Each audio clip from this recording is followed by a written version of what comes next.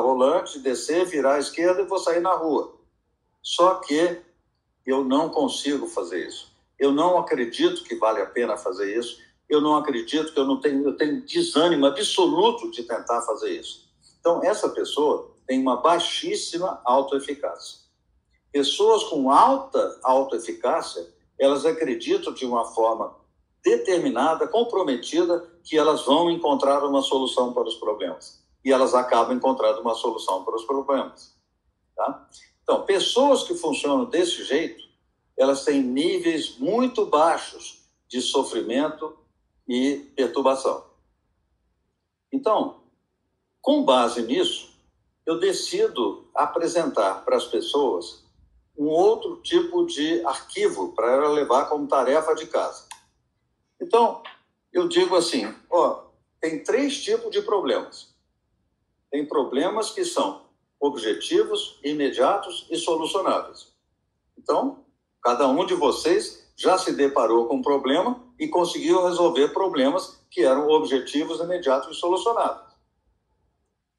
Ok, existem problemas que são objetivos, imediatos e não solucionáveis.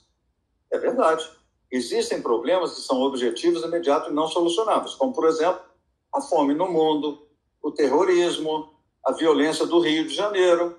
Então, são problemas que existem, mas que não são solucionáveis. Então, a gente finge que eles não existem e funciona como se eles não existissem.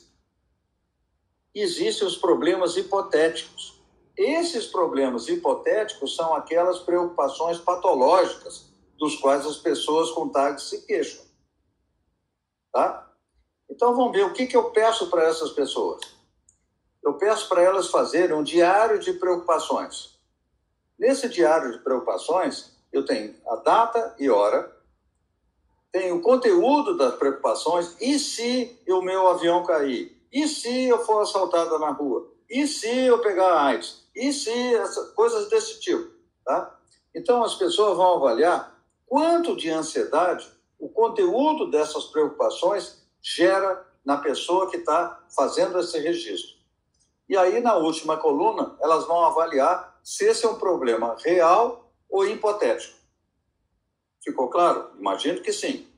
Então, vamos passar para um exemplo seguinte. A primeira cliente que eu atendi, em que eu usei esse tipo de estratégia de tratamento, foi uma cliente cuja mãe, aquela que eu expliquei adiante, a mãe veio da Segunda Guerra, teve 2 filhas, aquelas coisas todas.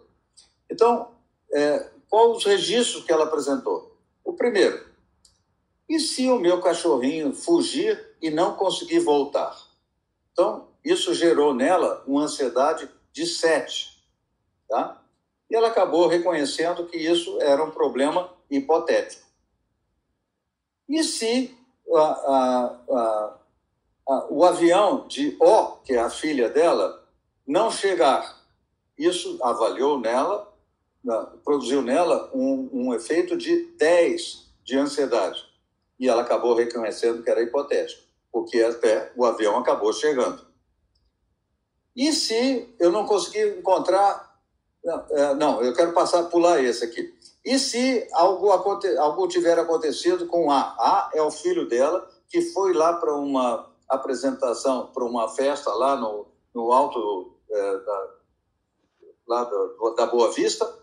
Ela ligou para ele não conseguiu atender o telefone, ela começou a achar que alguma coisa poderia ter acontecido com ele, e no dia seguinte ela acabou descobrindo que o telefone acabou a bateria, ele botou para carregar e ele ficou distante do telefone. Tá claro? Então, essas 3 ela avaliou como sendo hipotéticas. Ok, aí nesse dia aqui, às 15 horas, ela escreveu assim, e se eu não conseguir encontrar uma vaga para eu estacionar? Ela estava circulando por Ipanema, meu consultório em Ipanema, e ela não estava encontrando vaga. E, de repente, ela passou pela Aníbal de Mendonça, que fica na esquina do meu consultório, e nessa rua tem um restaurante chamado Gourmet, que é um restaurante de comida japonesa, que tem um valet parking. Aí ele disse, opa, vou botar no valet parking. Aí ela botou no valet parking, foi para a consulta, voltou para o gourmet, comeu uma coisinha, pagou o valet parking e foi embora. Então, esse ela avaliou como um problema objetivo, imediato e solucionável. E foi. Tá? Então, há muitos anos, eu estava caminhando por uma calçada e vi um homem muito grande, muito forte, que vinha caminhando na direção contrária. Justamente quando eu estava quase cruzando com ele, um pensamento apareceu na minha cabeça, que foi: e se eu der uma porrada nesse cara? É óbvio que eu não ia bater num cara grandão, porque senão eu ia ser massacrado. Aí eu entendi o que era aquilo que a TCC chama de pensamento intrusivo. Então, esse tipo de pensamento é um pensamento que aparece na cabeça da gente, vindo do nada. Por isso a TCC chama de pensamento intrusivo. Ok. Vamos raciocinar sobre pensamentos intrusivos. Eles são muito frequentes em pacientes com toque. Por exemplo, uma pessoa com toque, ela pensa que se ela não se lavar de um determinado jeito, ela vai pegar AIDS, uma coisa desse tipo. Tá? Então, isso é um pensamento que aparece na cabeça dela, que gera muita ansiedade, que requer que ela lave as mãos, e com isso ela deixa de sentir ansiedade, sente alívio, e isso acaba mantendo o toque. Tá? Mas não são exclusivos de pacientes com toque. Ocorrem também em pacientes com transtorno de pânico. Pacientes com transtorno de pânico começam a sentir sensações no corpo, taquicardia, sensação de falta do ar, começa a sentir tontura, começa a sentir vista turva, coisas desse tipo, e aí começa a pensar: e se isso for um sinal de ataque cardíaco fulminante? Então, esse é um exemplo de pensamento intrusivo de pacientes com transtorno de pânico. Acontece também com pacientes com TAG, como esses três exemplos que eu dei dessa senhora lá, a minha primeira cliente. Ocorre também com pacientes com transtorno de ansiedade social. Tá? Uma pessoa com transtorno de ansiedade social, ela fica apavorada que ela possa ser avaliada negativamente pelas outras pessoas e acaba ficando...